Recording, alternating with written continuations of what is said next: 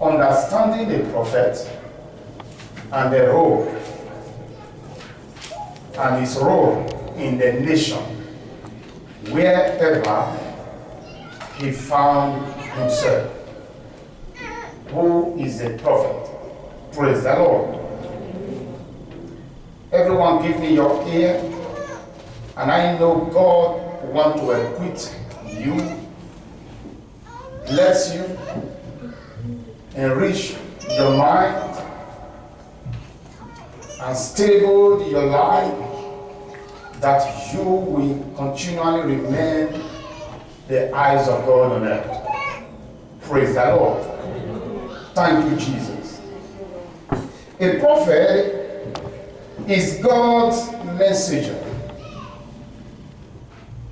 Hallelujah. Who speak the voice, or rather the mind of God to the people.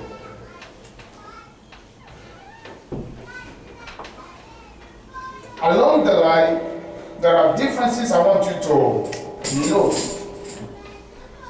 between a prophet and a person who prophesies.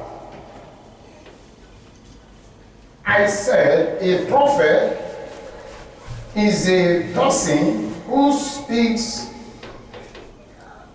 the mind of God, the voice of God to the people. Is God's messenger. Praise the Lord. So, it's very necessary in the body of Christ or in the nation that we have a prophet. Praise the Lord. You see, where there is no prophet, destruction is inevitable. Praise the Lord. People lost directions. People perceive not when good or evil cometh. Where there is no prophet, destruction, physically, spiritually, financially, maritally, is inevitable. People lost direction. People can be easily be deceived. Destiny can be interrupted very easily.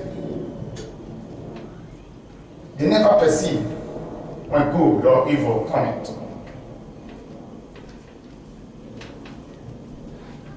But when God sees all these things, He released His prophet to speak. He sent His prophet a message to such a community. It could be a congregation, it could be a church, it could be a nation, it could be individuals,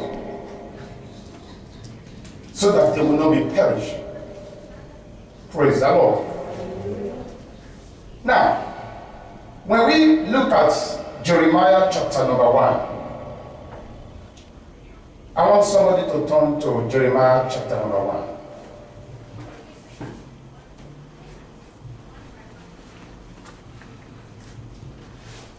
1. A prophet, or rather prophet, has an office. What is his office? His office is prophet. He has an office. His office is a prophetic office at all time. At all time. Praise the Lord.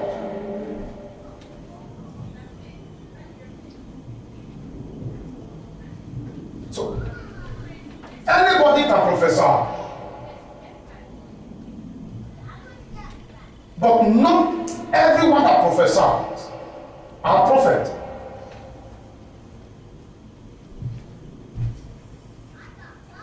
Are you here with me?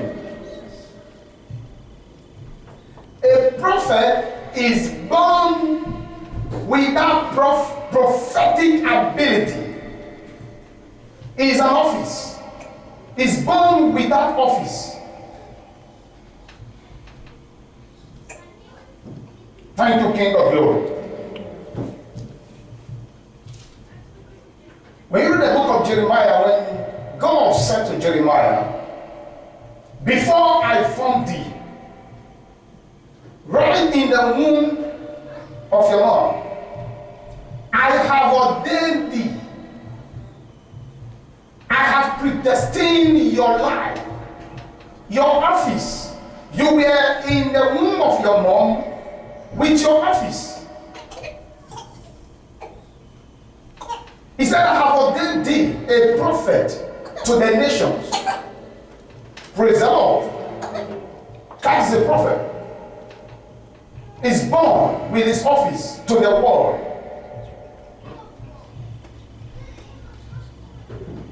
It's not everybody that prophesies that are prophet.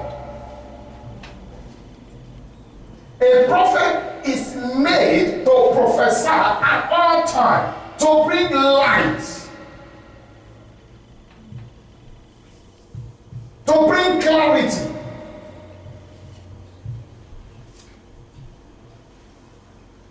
In every obscurity. Praise the Lord.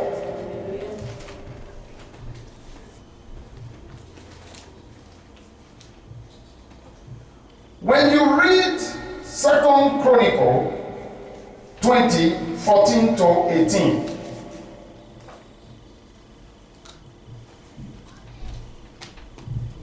you see when Jehoshaphat and the people of Israel and Jerusalem was under attack by 4 nations that were even more physically powerful than them.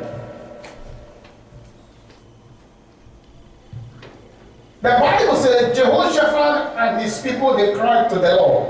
They assembled themselves and they proclaimed a fast. In other words, fasting and prayer. And talk to God. In that assembly, where they assembled themselves, praying, weeping, the Bible says the Spirit of God came upon a certain man in the midst. He wasn't a prophet. So, when the Spirit of God comes upon any individuals that believes, he can prophesy the mind of God. I want somebody to turn to 2 Chronicle. Just read chapter 20, verse 14 to 18, please.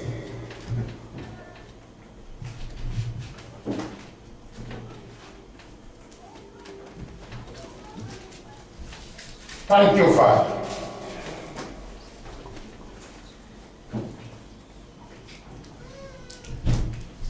When the Spirit of the Lord came upon Jehaziah, son of Zechariah, yes, the son of Denel, the son of Jael, the son of Mattaniah, Nebat and descendant of Asher, yes, as he stood in the assembly. He said, listen, King Jehoshaphat, and all who live in Judah and Jerusalem. This is what the Lord says to you. Do not be afraid or discouraged because of this vast army, for the battle is not yours, but God's. Tomorrow, march down against them. They will be climbing up by the Paras of Ziz, and you will find them at the end of the Gulf, in the desert of Jeruel. You will not have to fight this battle. Take up your positions, stand firm, and see the deliverance of the Lord will give, and see the deliverance the Lord will give you. O Judah and Jerusalem, do not be afraid. Do not be discouraged. Go out to face them tomorrow, and the Lord will be with you. Jehoshaphat bowed with his face to the ground, and all the people of Judah and Jerusalem fell down in worship before the Lord. Then some Levites. God bless. Amen. You can sit there, that's the thing. Praise the Lord. Hallelujah. You see, the knowledge I want you to acquire here is the Spirit of God came upon this young man in the midst of the assembly, where the people of God gathered and prayed. And the Bible says, as a result of that, listen to me, church, his antenna was receptive to the voice of God. But God wants to speak. God wants to bring light. God wants to bring direction to the predicament they found themselves. And he releases his spirit upon this young man. And this young man stood up in the midst of the assembly and began to prophesy. I said, you don't need to fight in this battle. This is the mind of God in this calamity, in this battle, in this war front. This is the mind of God in this condition that ails your heart. Just go and worship. Praise God. God said he's going to hand over them. Listen to me, church. And the Bible says, in verse 18, having spoken the voice and the mind of God as the messenger at that moment. A prophet doesn't have a moment. A prophet is ever ready at all times. But God can decide to use anybody in the church at his moment to speak to any individual or to speak to the church or the nation by releasing his spirit upon him or her. And the word of God says, having spoken, and Jehoshaphat bowed his head with his face to the ground, and all Judah and the inhabitants of Jerusalem, the Bible said they fell before the Lord God and worshiped him. Why? Because God has brought clarity, a way of escape, an exit without halt to the problem they were going through. That is a demonstration of faith. If they had not done this by demonstrating to the Lord God as a Father, you've heard our prayer, you have spoken to our predicament, and we believe. The Bible says they bow down and worship God.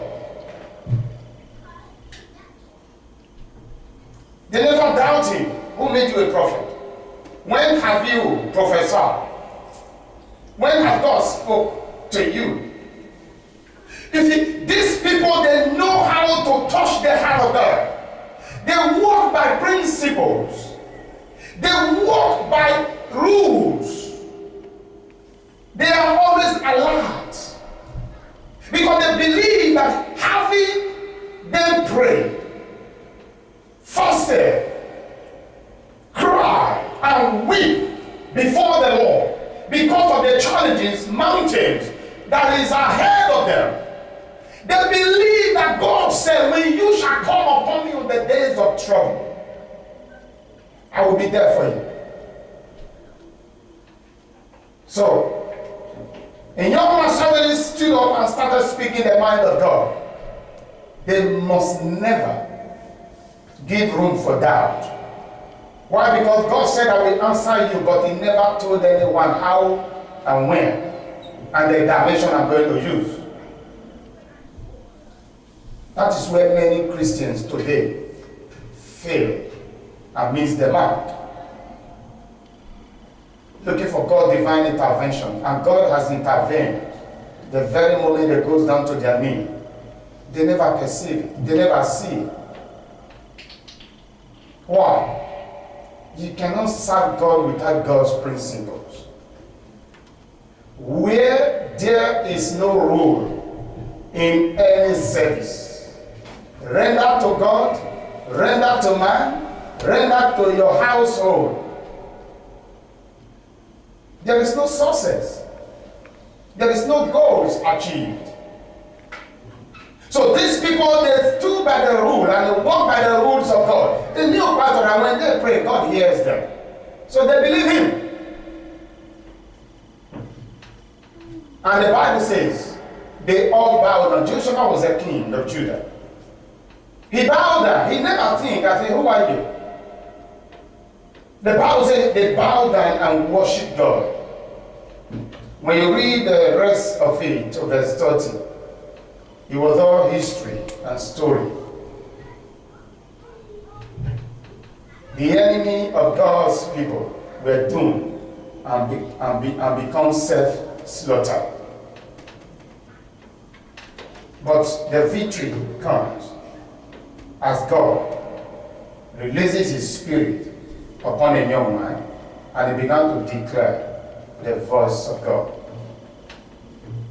as a victory. I think that's what everyone needs in life, God's direction. We seek God's direction with God's principles. You don't seek God's direction with men's principles. Are you here with me? We seek God's direction with God's principles. Thank you, King of Glory. Thank you, Jehovah.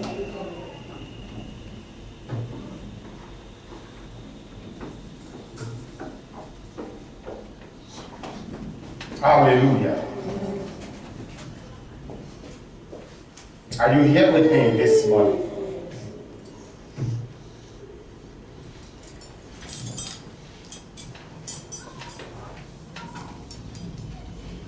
Thank you, Jesus.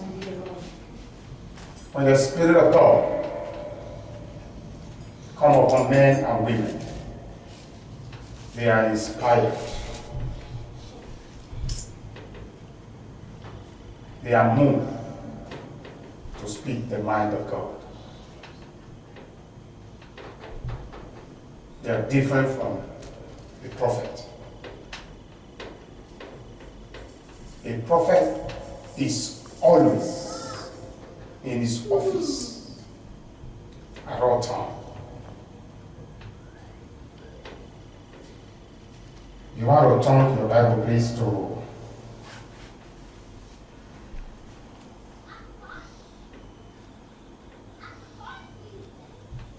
thank you, Jesus.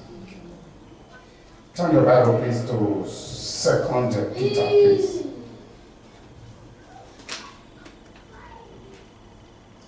2 Peter. Look at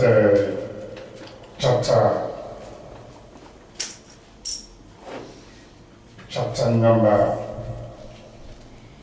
1, verse 21. Listen, in the church. The Bible says, for prophecy never had its origin in human's will.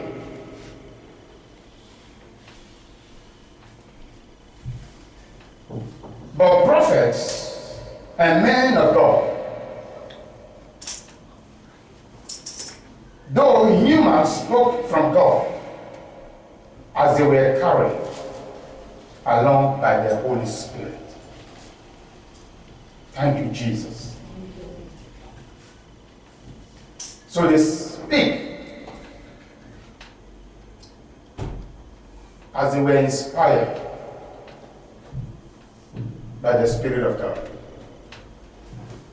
Are you here with me? Will somebody read King James? Thank you, Jesus. 2 Peter chapter 1. Read verse 51. For the prophecy came not in old time by the will of man, but holy men of God spake as they were moved by the Holy Ghost. You are blessed. That's different from a prophet. A prophet has an office.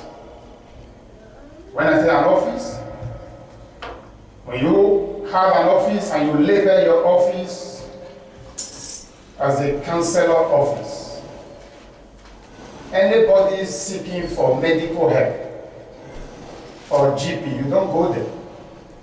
But if you're looking for advice, direction, you go for a counselor. That is an office I'm talking about. Thank you, Father.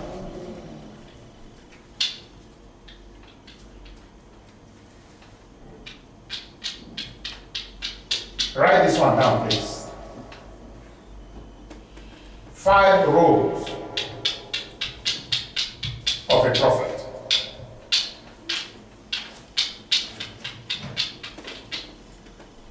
The role of a prophet. I want to give you 5 of them.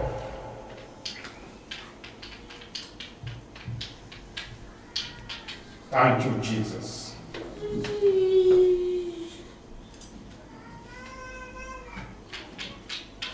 We see from the callings of Prophet Jeremiah,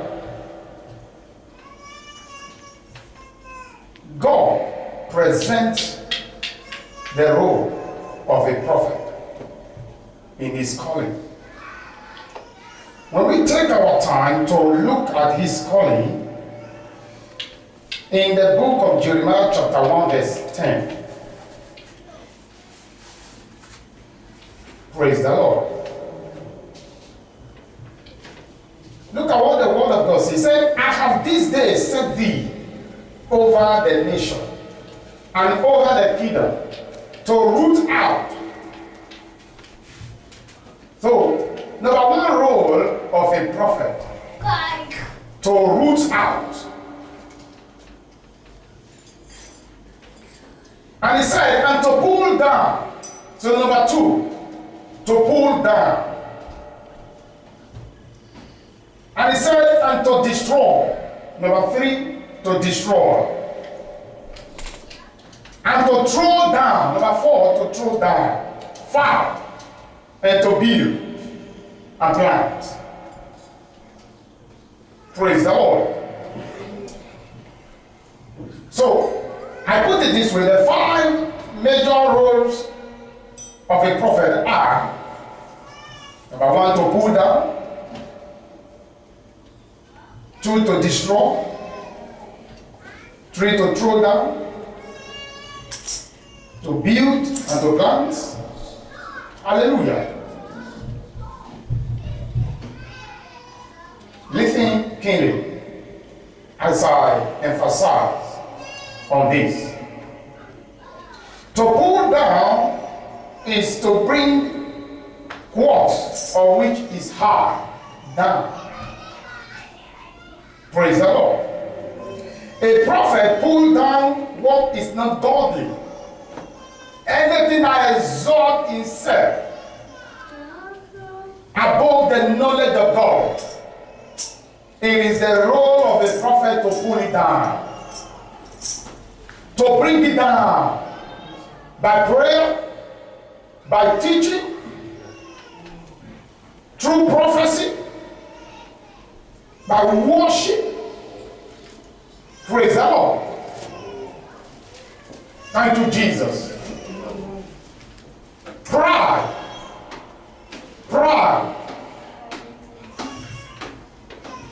The prophet responsibility is to bring the spirit of pride down.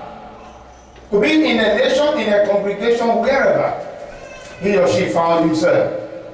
Sins, evils, etc. To pull down also means to depress every evil spirit. Praise the Lord. Depressing is lowering or reducing the activities of evil spirit. Total annihilate the activities of evil spirit.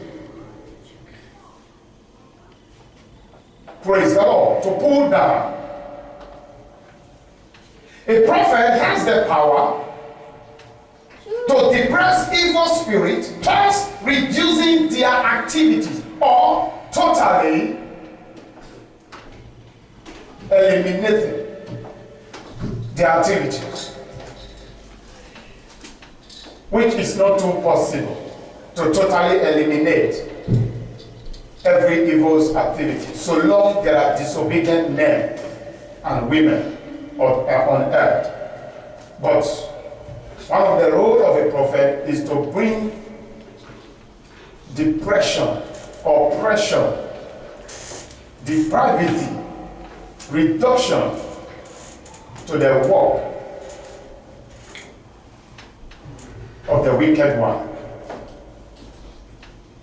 Now, let's take an example or look at the life of Prophet Elijah.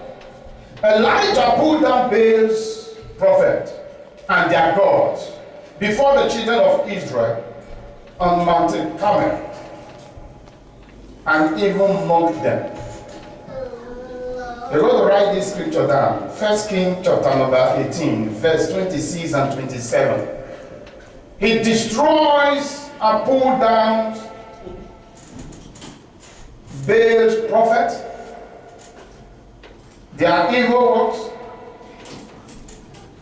in Mount Carmel, and mocked them. He was in his office. Are you here with me? He did not ask God, what can I do? What do I do? No. The moment a prophet, listen to me, the moment a prophet says evil, he or she sense direction to take. Did you understand what I'm saying about? The moment a prophet sees evil, at that same moment, he or she sees the direction to take. But the person who prophesies can go down to his or her knee and say, Father, I've perceived evil. What direction do I take? Thank you, Jesus. What direction should I take? Because he's in his office. That is his job. The Spirit of God is always upon him.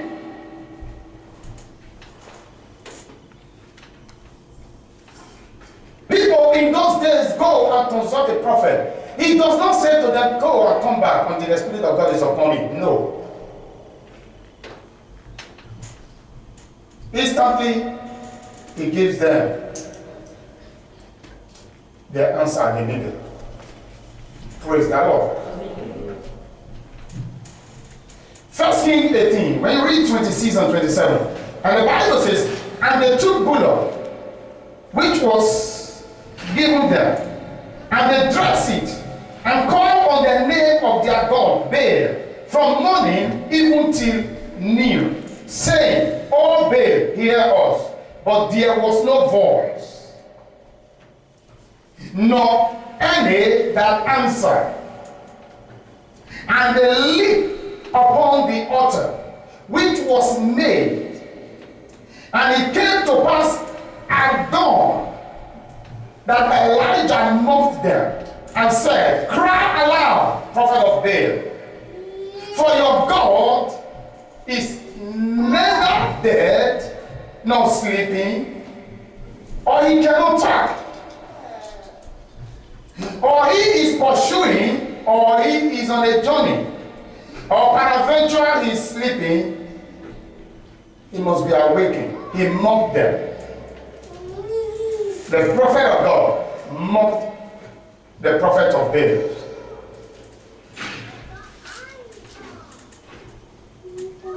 Praise the Lord. To destroy. To destroy means to demolish, make useless, spoil, or kill. We will see that now. After pulling down, as we have seen, praise the Lord, a prophet destroyed. He made the power of Satan useless. Praise the Lord. After pulling down Baal prophet, Elijah destroyed them. He killed them. He made that job nothing. After that, he did not leave them to live.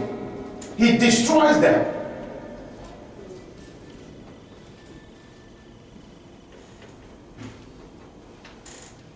Thank you, Father. The Bible said Elijah killed all the false prophets.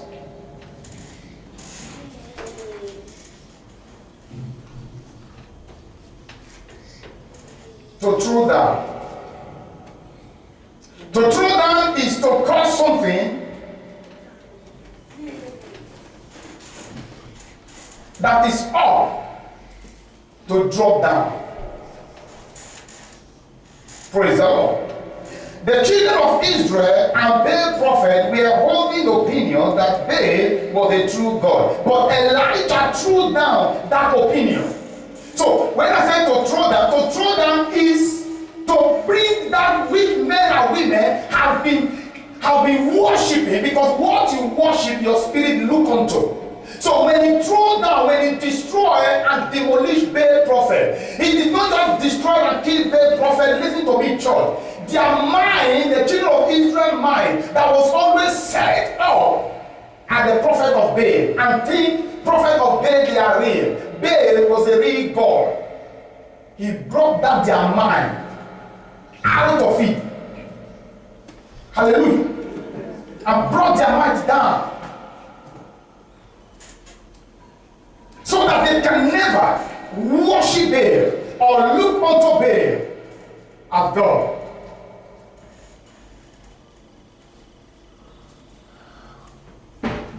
You see, the children of Israel and Baal prophet, they were holding opinion that Baal was the true God.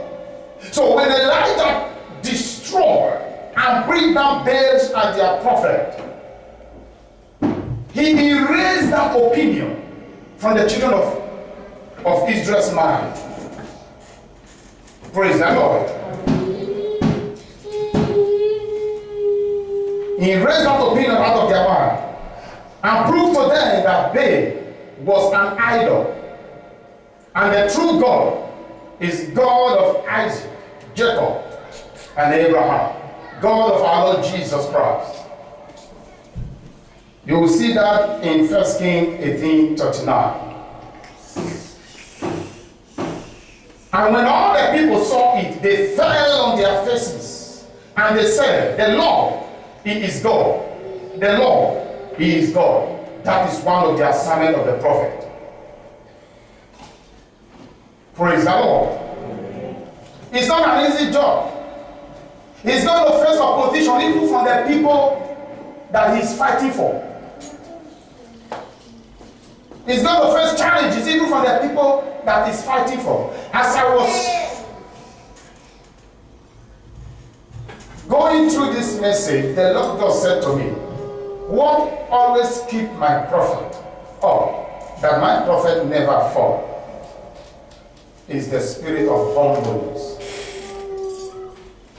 Because many true prophets has fallen because of the spirit of arrogance, proud. The nation look unto me. The people look unto me. The church look unto me. I speak and God hears. The pride comes. So in the midst of adversity, the prophet of God is sustained by God.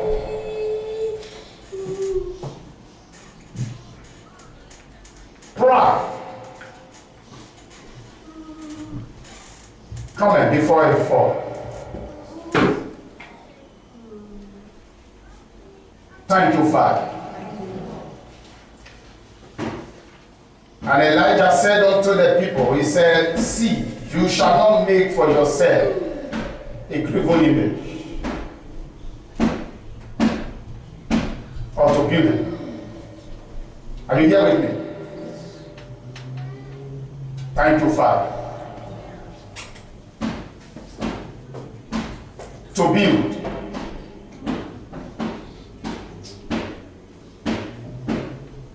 Is that outside or inside? Check this.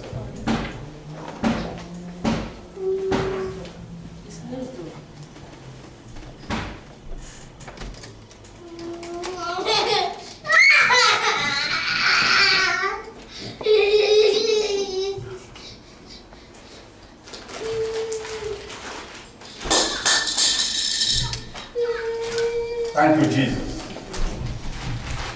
Hallelujah.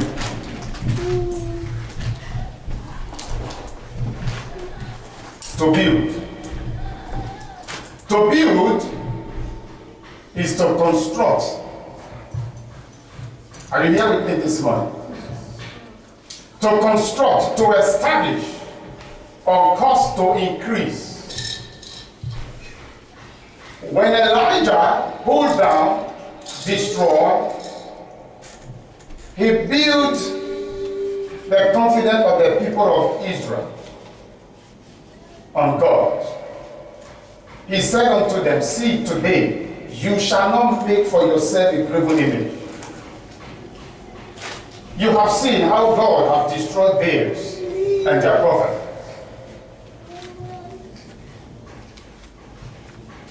So, after pulling down, throwing down, and destroy, a prophet built. Praise the Lord. Now, listen.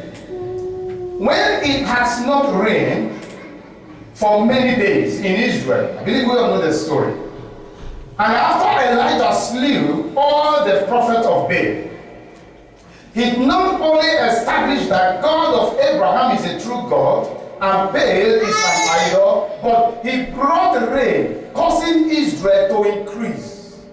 So all the calamity, all the destruction and bad luck that the nation could have been experiencing as a result of serving Baal, an idol, when the prophet of God comes and demolish and destroy it, he build, he bring increase. So, when the prophet of God shows up in your life, whatsoever be the condition you might have been going through as a result of idol,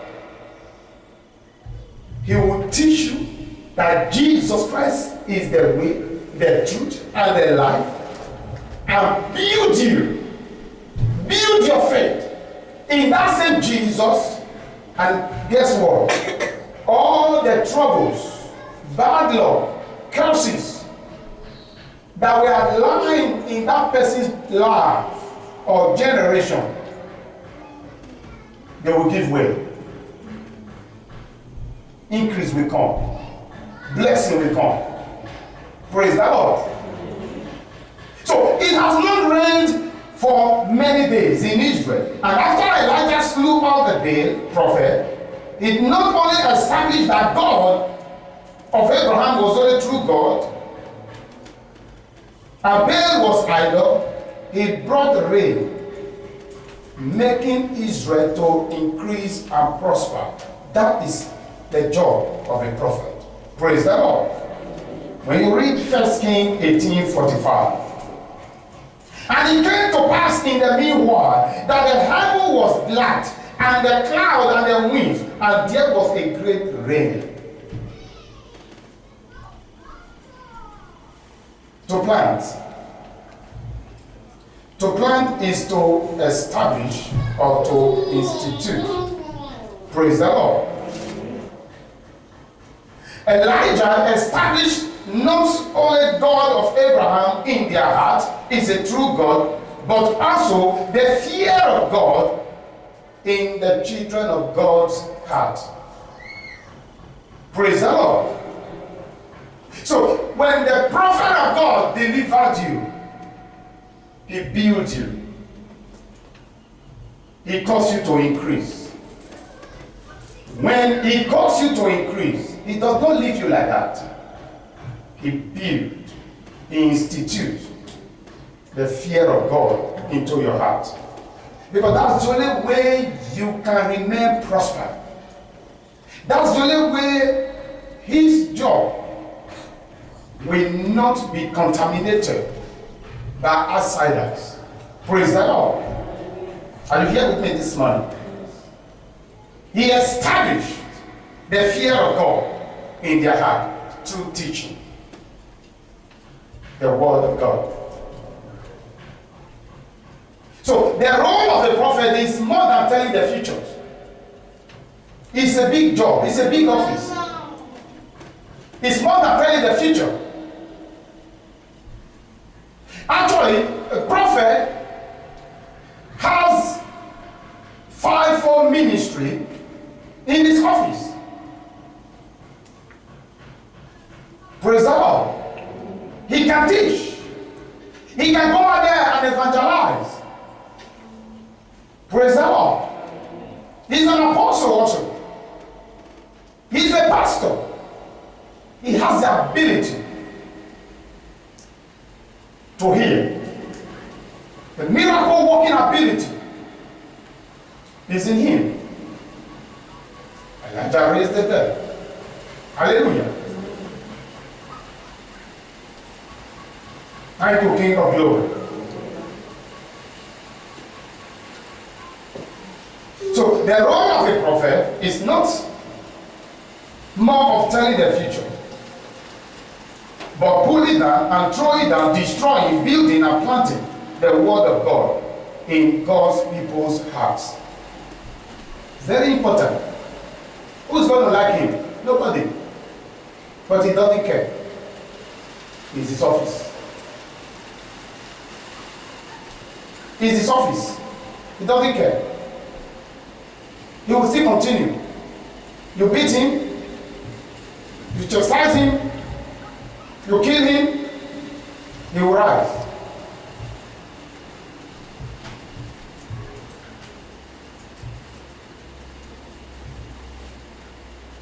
A prophet admonishes, he warns, he gives direction, he encourages, he intercedes, he teaches and counsels. He brings the word of God to people and call the people of God to respond and to prosper. Thank you, Father. Thank you, Jehovah.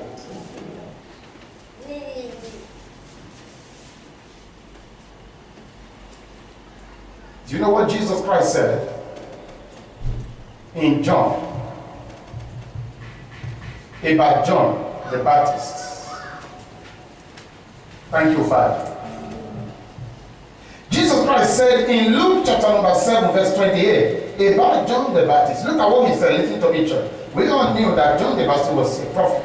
Jesus Christ said, "For I say unto you," 7:28 Luke, "among those that are born of women, there is not a greater prophet than John the Baptist. But he that is the least in the kingdom of God is greater than John the Baptist." When I was meditating on that scriptures, that was where God said to me, a prophet of God must be identified with the spirit of humbleness. You can never speak to the nation with pride. You can never speak to the nation with arrogance.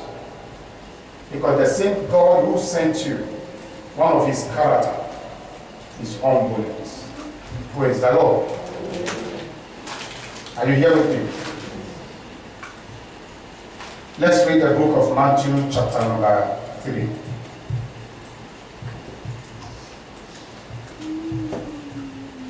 Matthew chapter number 3.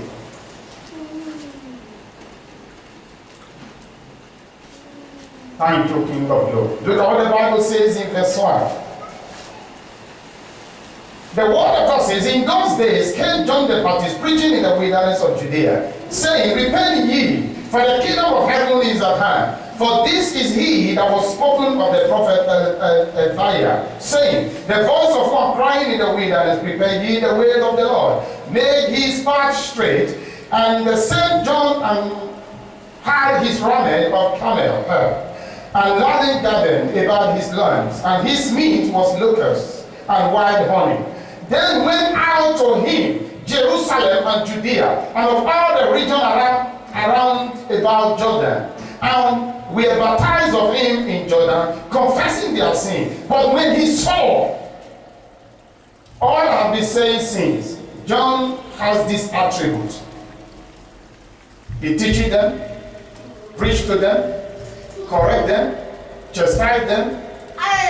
Men and women came to him to be baptized. The Bible says, and when he saw many of the Pharisees and Sadducees comes to him to be baptized, he said unto them, O generation of vipers, who has warned you to flee from the wrath to come? Bring forth therefore fruit meant for repentance. Very important. Very important. A prophet's job is not complete until he tells you that repentance has a fruit.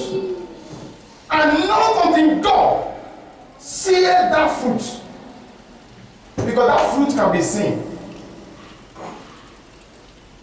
Your repentance is needed. When he saw men and women, Pharisees and Sadducees coming to be baptized, he said, who have warned you to flee from the wrath to come?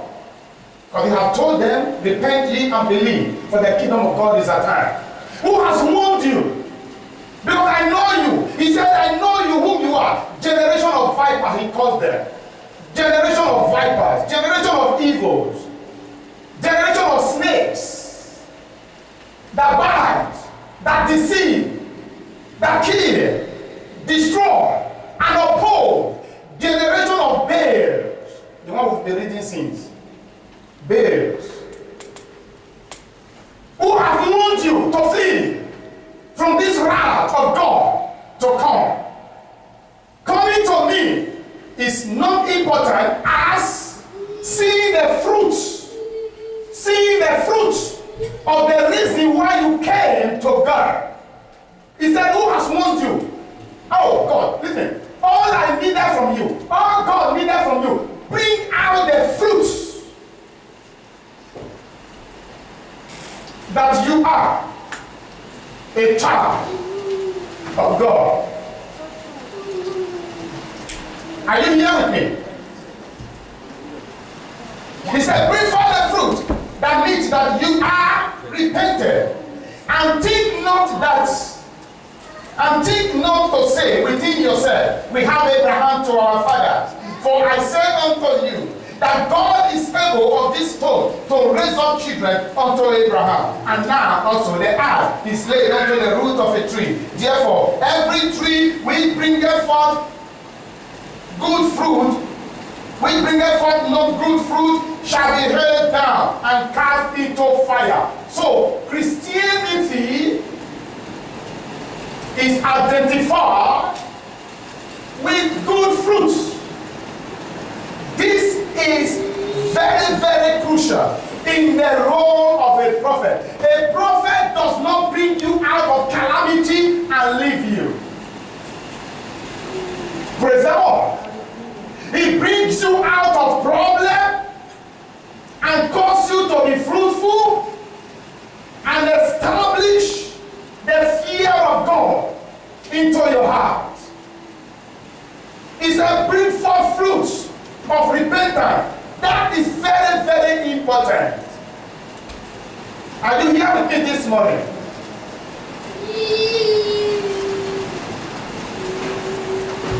Fruits. Praise the Lord. And he went forth saying, a good tree bringeth forth a good fruit. In other words, out of the abundance of your heart, we shall see if your repentance is genuine or not. Listen, a prophet does not pet. A prophet speaks and he goes away. If he or she is too good enough, he can repeat and repeat and repeat. So that is where many people see a prophet to be a kind of, oh, she's arrogant. He is arrogant. Most importantly, she or he must ever continually to walk and demonstrate the spirit of humility. Let men think whatever thing they want to think, but if God did not see him or her as an arrogant person, nothing, no weapon that will form against him that will prosper. Are you here with me this morning? Thank you, Father. Thank you, Jehovah. Write the scripture down. Matthew 12. Look at 33, 37. Matthew 12, 33 to 37. Thank you, Father. The Bible says, I'm reading from King James, 33.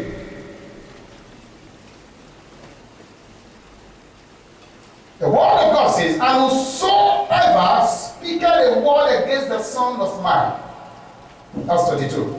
33. He said, and either make the tree good and his fruits good, or else make the tree corrupt and his fruit corrupt.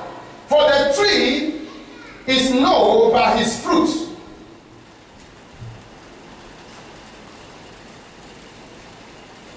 That's one of the assignments of the prophet. Very important. Thank you, Father. So that when he succeeded destroying everything that has been causing calamity in your life, succeeded pulling down every root of bondage and barrenness and destruction in your life, he will establish the kingdom of God. Establishing the kingdom of God, he will give you how you yourself will know if you are really demonstrating the fruits of the Spirit. Thank you, Father. Lastly, we are going to look at the life of Paul,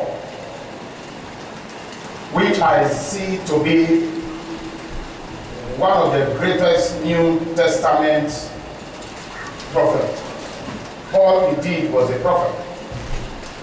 Praise the Lord. With a great teaching ability.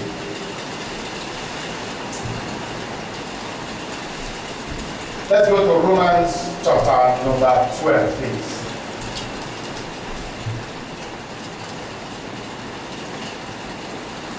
Romans chapter 12.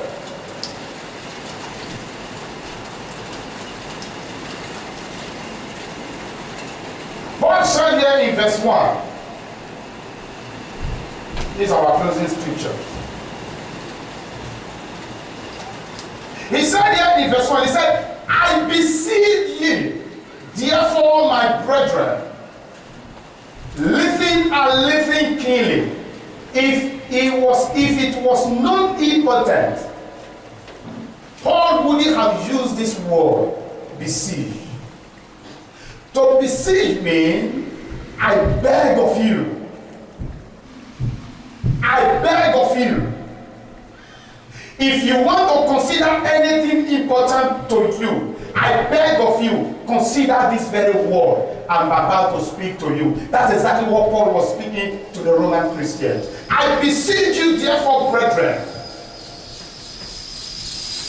by the mercies of God, that ye present your body a living sacrifice, holy and acceptable unto God, which is your reasonable service.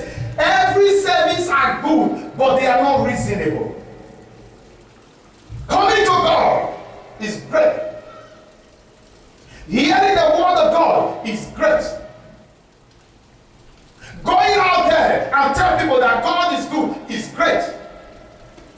He said, which is your reasonable service?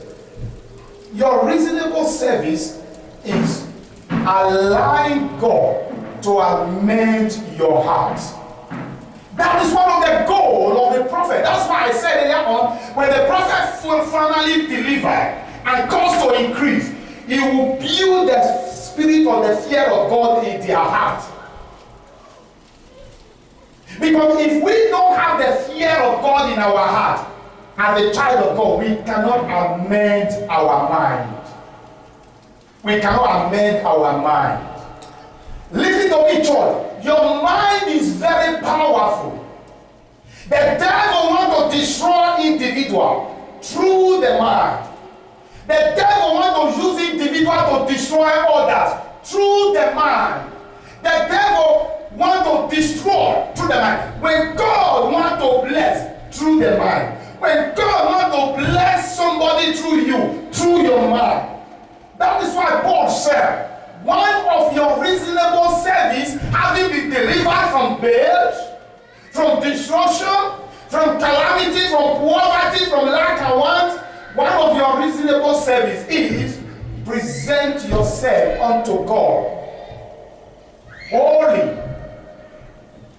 Holy, he said.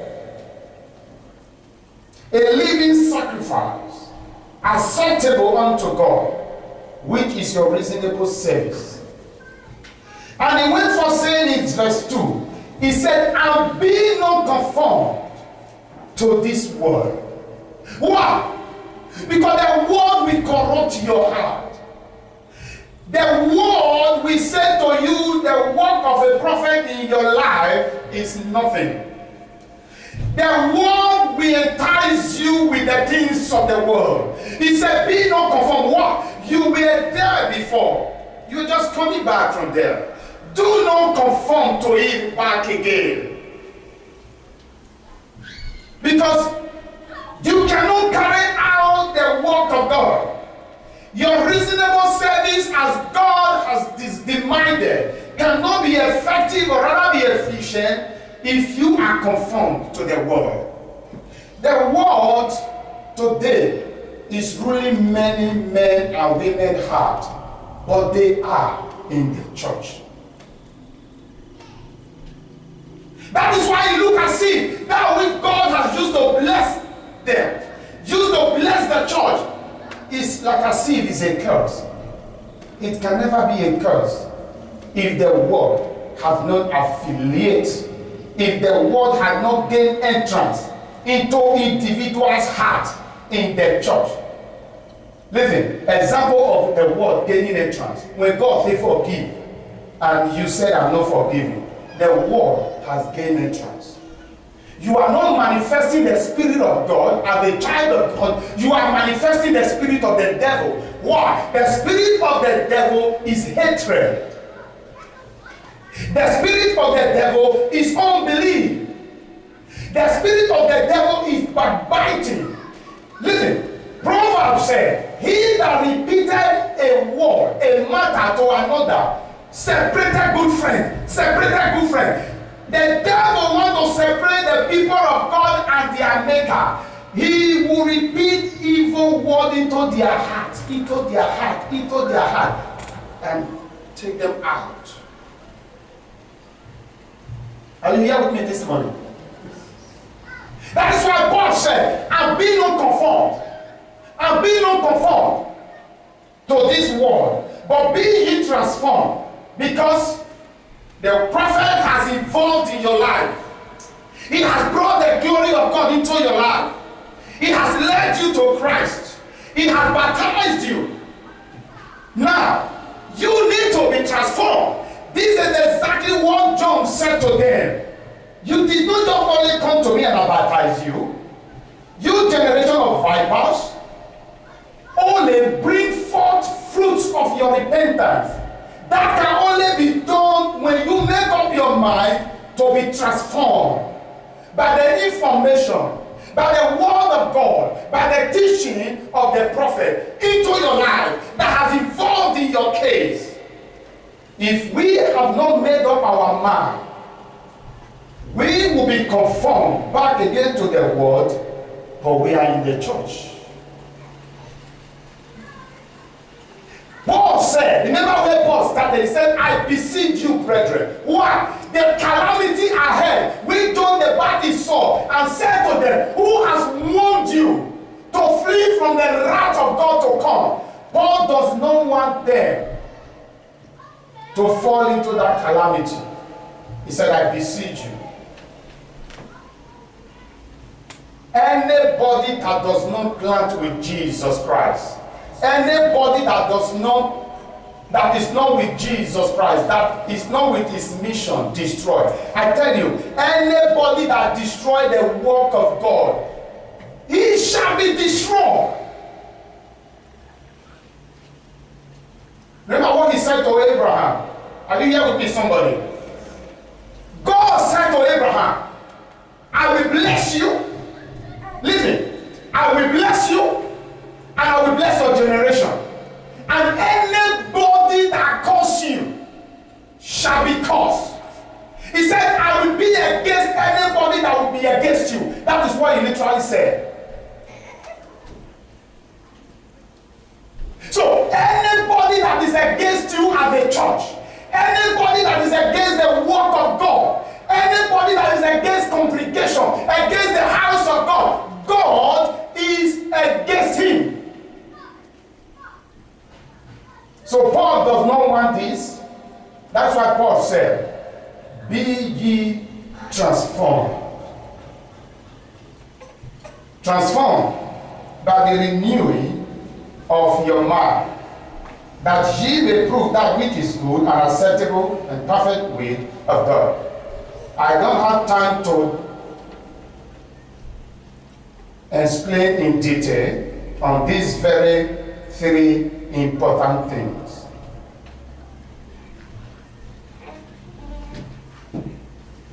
That which is good, number one. Is good doesn't mean prophetess already spoke a particular literature. Is good doesn't mean that it's coming from God. Not all that is glinters are gold. God said, if you don't renew your mind, everything that is good, you could accept it and think it's coming from God.